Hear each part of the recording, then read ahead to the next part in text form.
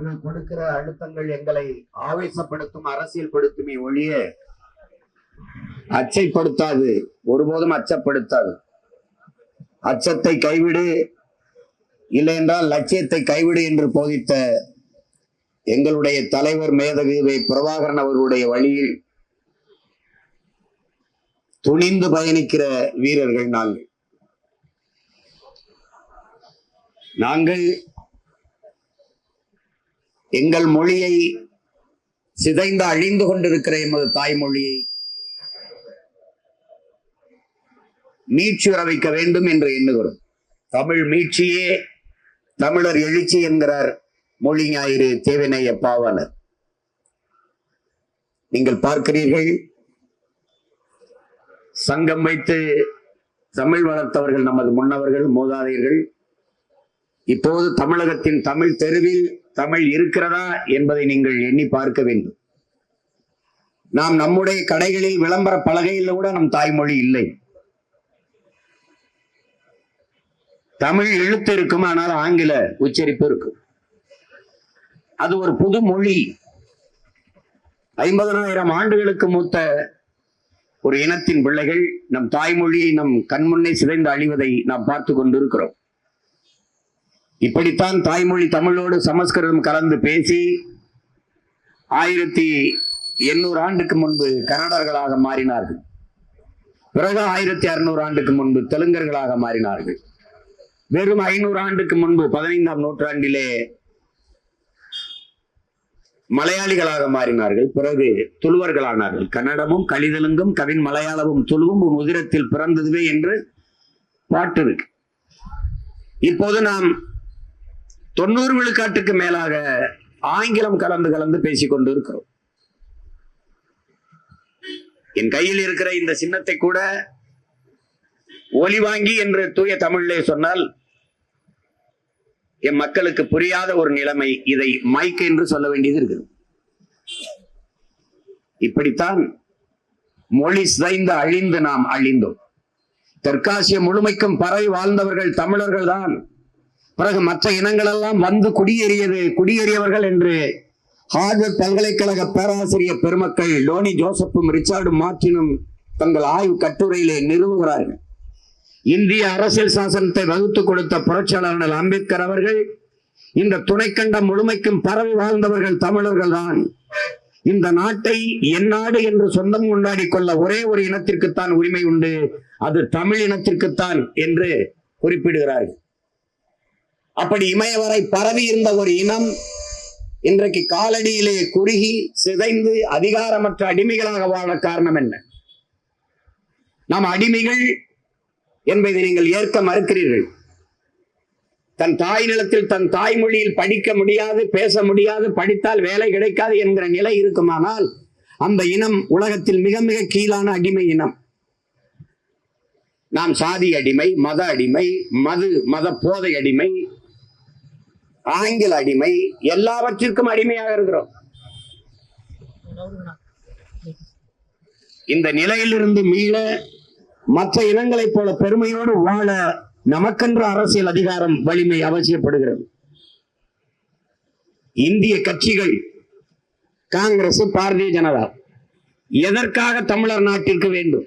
யாராவது ஒருவர் இதற்காக, இந்த ஒரு காரணத்திற்காக தமிழ்நாட்டிற்கு இது தேவை, இந்த கட்சிகள் தேவை என்று சொல்லுங்கள் பார்ப்போம். உங்கள் மொழிக்காக நிற்பார்களா? உங்கள் உரிமைக்காக என்றைக்காவது நின்றிருக்கிறார்களா? எதற்காகவாவது? கல்வி மாநில உரிமை, மாநில பட்டியலிருந்து அதை பொதுப்பட்டியலுக்கு எடுத்துக்கொண்டு வைத்துக்கொண்டு அவர்களிடத்திலே அனுமதி வாங்கினால்தான் நீங்கள் மருத்துவக் கல்லூரி திறக்க முடியும். உங்கள் தாய் நிலத்தில் வழக்காடு மன்றத்தில் உங்கள் தாய்மொழியில் வழக்காடுகிற உரிமை பெற முடிந்ததா? ஆனால் பீகார், ராஜஸ்தான் அங்கெல்லாம் அவர்கள் தாய்மொழியில் வழக்காடுகிறார்கள். ஒரு வழக்காடுகிற உரிமை கூட இல்லை. உங்கள் இறைவன், உங்கள் கடவுள், உங்கள் தெய்வம், கட்டியவன் கோயிலை கட்டியவன் நமது முன்னவர்கள். நம் இறைக்கு முன்பு நம் தாய்மொழியில் நாம் வழிபாடு செய்ய முடியாது. அங்கே தேவாரம், திருவாசகம், திருப்புகழ், திருப்புகழ் எதுவும் பாடப்படாது. 12 திருமறைகள் ஓதப்படாது. தாய்மொழியில் வழிபாடு இல்லை, தாய்மொழியில் வழக்காட முடியாது, தாய்மொழியில் எழுத படிக்க தெரியாத ஒரு தலைமுறை உருவாகிவிட்டால் ஒரு இனம் எப்படி வாழும் என்கிற கேள்வியை நீங்கள் பார்க்க வேண்டும். வரலாறு நெடுகிலும் நீங்கள் பயணித்து பாருங்கள், எத்தனை மொழிகள் சிதைந்த அழிந்திருக்கு, அழிக்கப்பட்டிருக்கு என்று.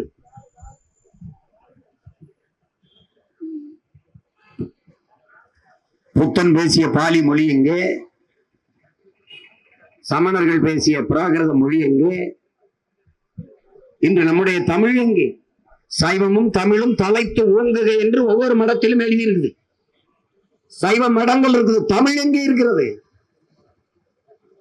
தாய்மொழியை சிதைந்த அழிய கொடுத்த இனம் வரலாற்றில் வாழாது.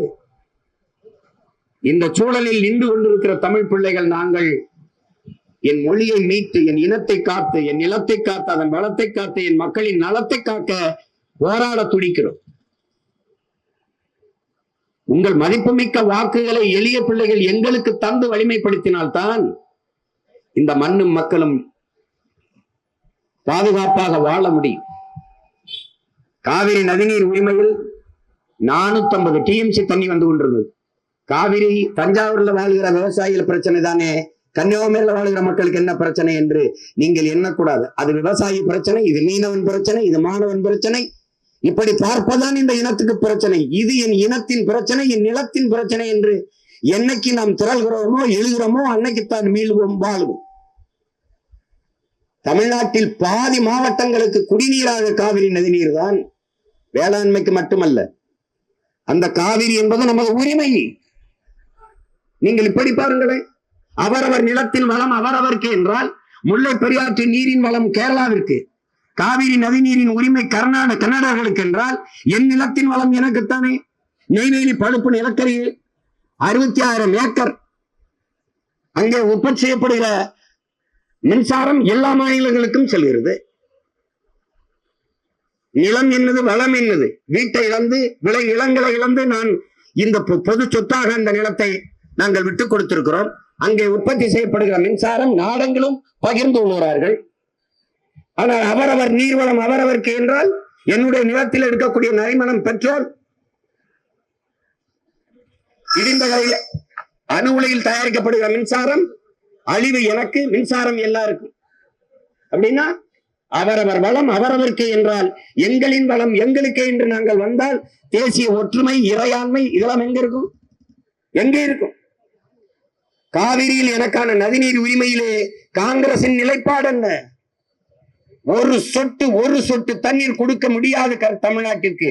தமிழர்களுக்கு தண்ணீர் கொடுக்க நாங்கள் முட்டாள்களா என்று கர்நாடகாவை ஆளுகிற காங்கிரஸ் கட்சியின் தலைவர் பெருமக்கள், அது முதல்வரும் துணை முதல்வரும் கட்சிக்கிறார்கள். ஒரு சொட்டு தண்ணி தமிழ்நாட்டிற்கு தமிழர்களுக்கு தர முடியாது என்று அவர்கள் சொல்லும் போது ஒரு ஓட்டை தண்ணி தர மறுக்கிற காங்கிரஸ் கட்சிக்கு, அதன் ஆட்சிக்கு நாங்கள் ஏன் போட வேண்டும் என்று தமிழ் மக்கள் முடிவெடுக்க முடியாதா?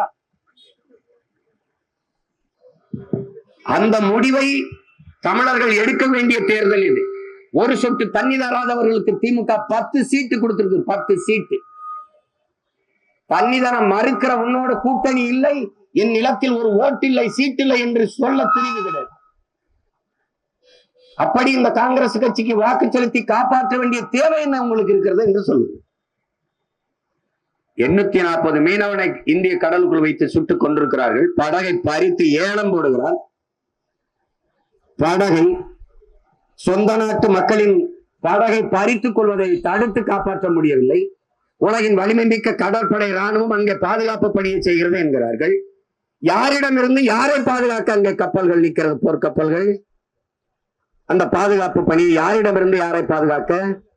என்னுடைய மீனவ சொந்தங்களை சிறைபிடிக்கும் போது தடுத்து காப்பாற்றியதா இந்திய கடற்படை ராணுவம்? என்னுடைய மீனவர்களை சுட்டுக் கொண்டு போது தடுத்து காப்பாற்றியதா? என்னுடைய வலையை கிழித்து வீசிய போது, என் படகை பறித்து அரசுடைமையாக்கி ஏலமிடுகிற போது வேடிக்கை பார்த்து கொண்டிருந்தது. எத்தனை ஆயிரக்கணக்கான மீனவர்கள் இன்னும் இலங்கை சிறைக்குள்ளே. இதை தடுக்க பாதுகாக்க ஒருவர் இல்லை, ஒருவர் குரல் எழவில்லை.